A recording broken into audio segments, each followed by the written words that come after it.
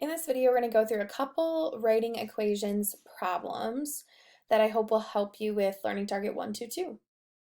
So I am going to start with the second problem. So it says Xavier is running laps for track practice. He runs 30 laps a day and he had already run 100 laps before the season started. Write an equation that represents his total number of laps.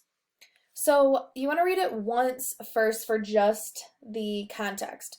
Then the second time you're going to underline, or in my case, I'm going to highlight the important information. So it says he runs 30 laps a day, had already run 100 laps, and we want his total number of laps. And I'm going to do total in a different color. Because everything is on one side and the total is on the other, and so I like to kind of either put a box around it if I have it printed, or change colors for my highlighting so I know that it's special, it's something different. And then if you get stuck, you can always follow this template. While we're here, if you ever want to type math, if you go to insert equation, it makes it a lot easier. So you can always follow the template of there's some sort of start. Then you are going to add or subtract some sort of change that's happening, and that is going to equal the total. So that's kind of like the template that we can follow. And then I'm just going to write an equation, and I'm going to first look for my start.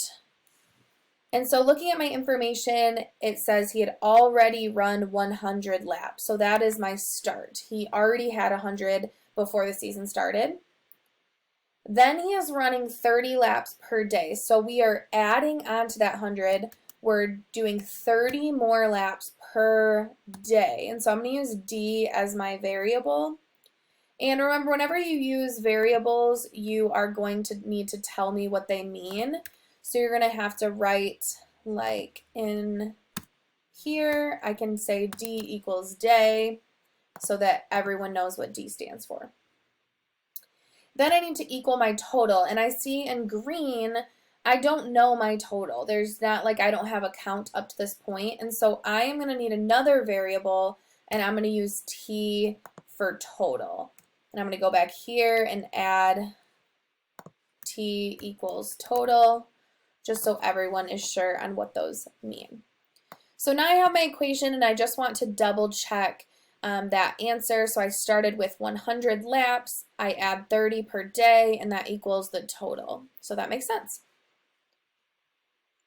Now let's do another one.